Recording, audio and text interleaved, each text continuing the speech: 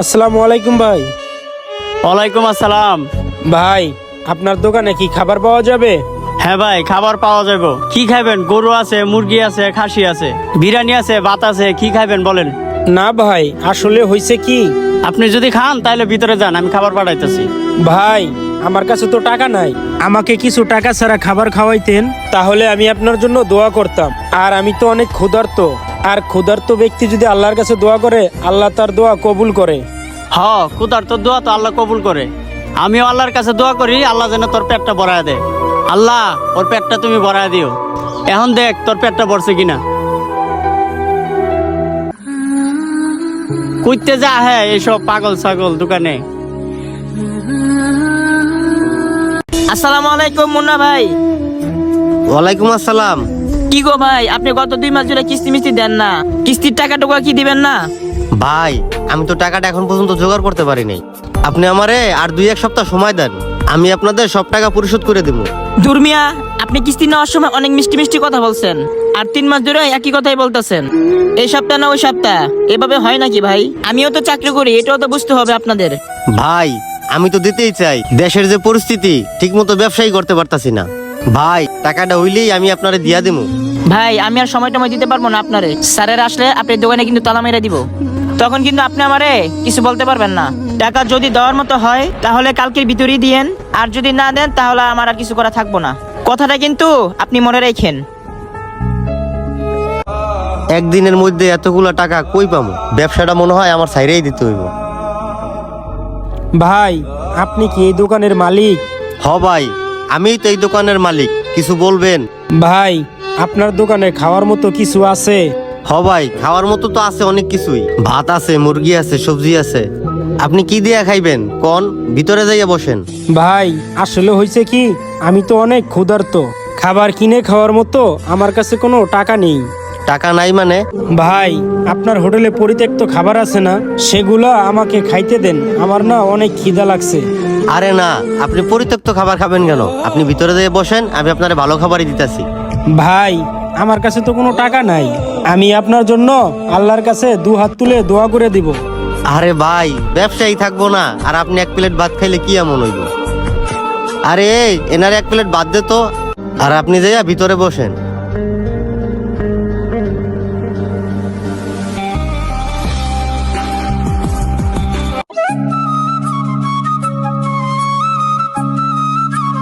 কিরে পিচ্চিটা আবার কই গেল? যাক খাবারটা আমিই দিয়ে আসি। এদের বুঝাইও পারি না, আর আমি আছি মহা বিপদের ভিতরে।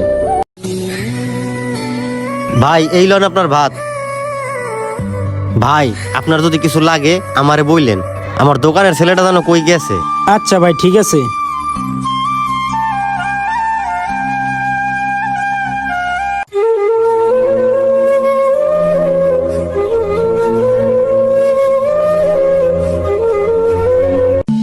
আহারে লোকটার মনে হয় অনেক ক্ষুধা লাগছিল, কি তৃপ্তি কইরা খাইতেছে। ওনারে খাওয়াইতে পারিয়া আমার নিজের কাছেও ভালো লাগতেছে। আহারে মানুষ যে কত খারাপ অবস্থায় থাকে আল্লাহ জানে আমার কি হয়। আমার তো ব্যবসাটা থাকতেছে না, আর ব্যবসা না থাকলে আমি বা কেমনে চলবো? আমারও কি একই অবস্থা হয় নাকি? এই লন টিস্যু লন।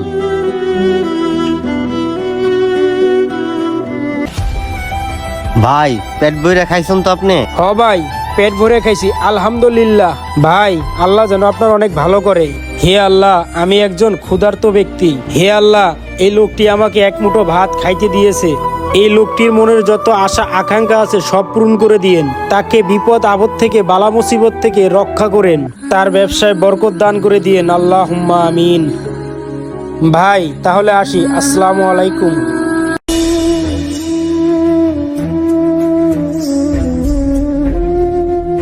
আরে বন্ধু, ওইদিকে তাকায় কি চিন্তা করতেছস? না রে বন্ধু, তেমন কিছু না। তুই কেমন আছস? ভিতরে এসে ব।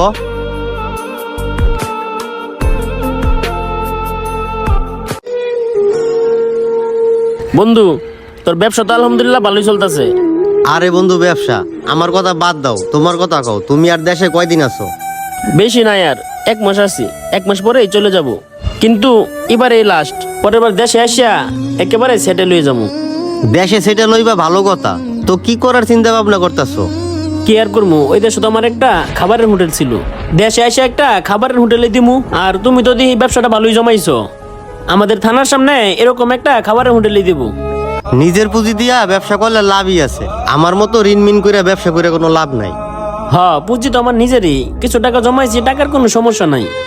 আমার তো একজন বিশ্বাস্ত লোক লাগবো, আর আমি তো দেশে থাকবো না, ম্যানেজার হিসাবে আমার ব্যবসা বাণিজ্য দেখবে। বন্ধু, আমি তো মনে হয় আমার এই ব্যবসাটা করতে পারবো না। 2-1 দিন পরেই এনজিওর লোকজন আইসা আমার দোকানটা তালা মাইরে দিয়া যাইব। তুই যদি ভরসা পাস, দায়িত্বটা আমারে দিয়ে যাইতে পারোস, নিজের মনে করে আমি ব্যবসাটা করব। আরে বন্ধু, কি বলতাছস? আমি তো তোর মতন একজন বিশ্বাস্ত লোক খুঁজতাছি, আর আমি তোর কমুক মোবাইলে সাহস পাই না। আর তুই যদি এই দায়িত্ব নেস, তাহলে তো আমার কোনো চিন্তাই থাকলো না। তাইলে বন্ধু, আজকের পর থেকে আমার ব্যবসা আমিই দেখাশোনা করব। তাহলে বন্ধু, এই কথাই রইলো। আর তুমি কিন্তু আমার ব্যবসার দেখাশোনা করবা, আমি কিন্তু এইগুলো নিয়ে চিন্তা ভাবনা করতে পারবো না। বন্ধু, এই দায়িত্ব কিন্তু এখন তোমার উপর। আমি এখন বাড়িতে যাই, আমার আরেকটা জায়গায় স্পট দেখতে হইব, তো তাড়াতাড়ি যাইতে হইব।